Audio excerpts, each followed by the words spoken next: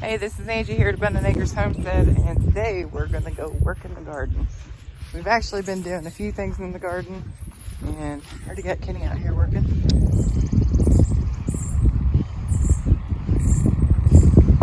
So there wasn't a bit of wind until I come out here and turn on the camera, and then obviously the wind starts kicking up. So I'm going to do my best, but sorry if there's any wind noise. Okay, so this video I pretty much wanted to do so that I could have recordings of where I started. Where we started this was the old garden, and we are turning it into a fruit basket. And then we have put up a fence already.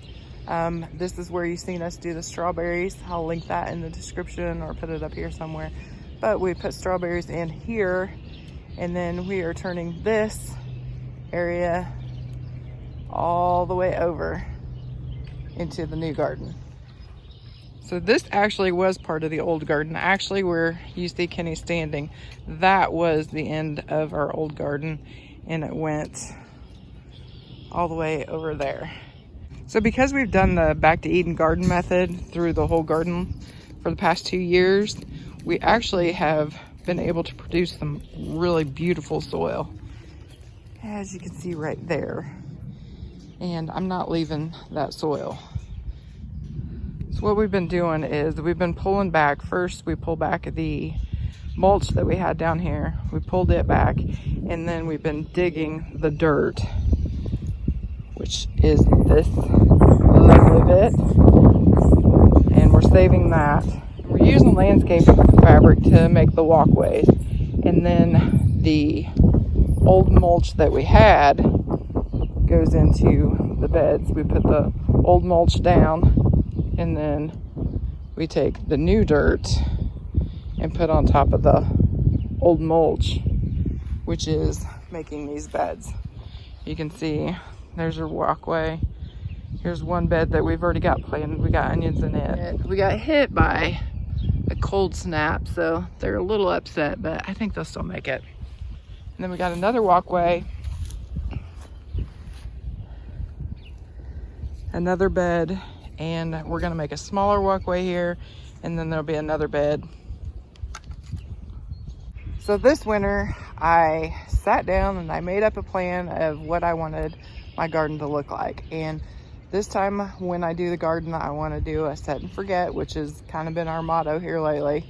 But I want to do a garden that I will be able to move things around, and because otherwise I'm gonna get bored, and that's just not good for me in the garden. So obviously right now we have onions in this bed, but that could be a bed of tomatoes, that could be a bed of peppers, that could be green beans, whatever. So each year I will be able to move my beds around, not move the actual beds, but move the crops that are in those particular beds. Now a lot of people call this crop rotation, which technically it is. And a lot of people will do it to minimize the pests and disease that if you plant the same thing in the same area all the time, there's a tendency for the pests to know exactly where they're at. They lay the eggs there, and then it's an ongoing problem. So people use crop rotation to avoid the pests and disease. And so that is part of it. But in all honesty, it is also just for my heart, just to make my heart happy. So I'll be able to move the vegetables around so that it won't ever be the same. So I'll get a new garden every single year without having to move everything around. Does that make sense? I hope so. So like I said, I made a plan this winter for how I wanted my garden laid out. And I think it's a pretty decent plan. But once I got out here actually working in the garden, I think there's some things that I'm gonna have to switch around. So, but here was the original.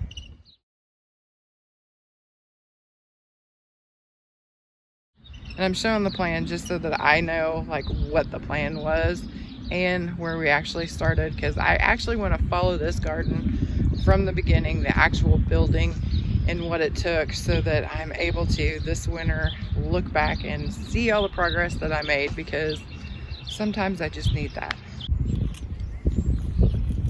You can tell like where the old beds were. Oh yeah. It's like thick and just goodness. I think we had the tomatoes running here, didn't we? Yeah. Yeah, because that was right this there. was the end. Right there. Yeah, this is the end of the bed. So there's 1, 2, 3. Yeah, 3 rows of tomatoes last year. Anyway, you can tell where the rows were. A lot of goodness. You know, it's a really good gardening problem when you have too much good soil that completely filled your wheelbarrow and tarps and everything up. Look at this soil that it's made. It's enough to clump. It just falls apart. Amazing.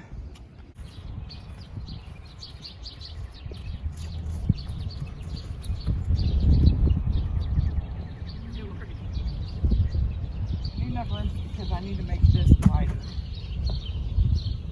Oh, okay. I thought it was going to be fine, but I'll be able to access from both sides.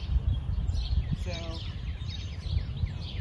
that one's fine, but I want to make this one wider and the other one wider. Like probably all the way to here. You want to cut this? I don't think so. Okay. Oh, no, I shouldn't leave it.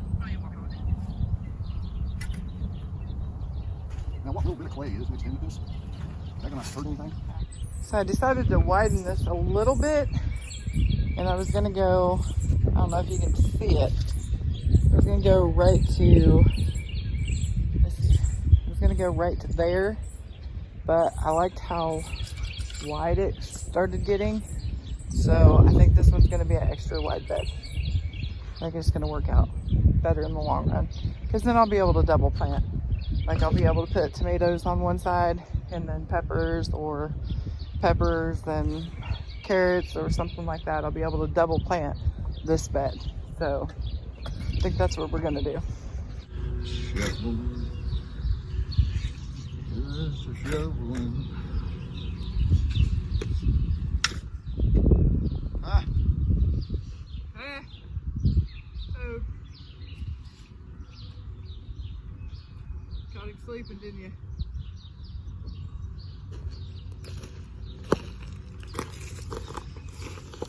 Say hello to Mr. Toad.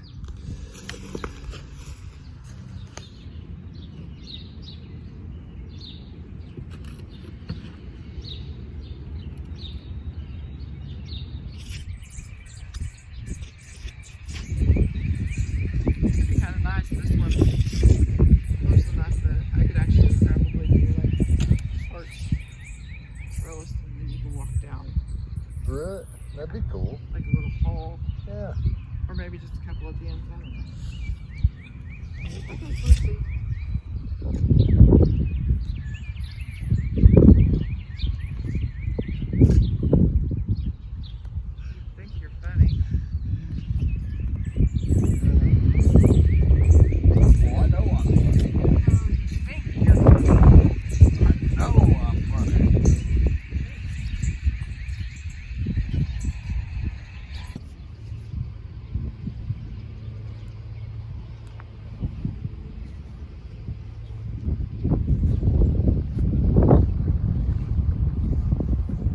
Okay,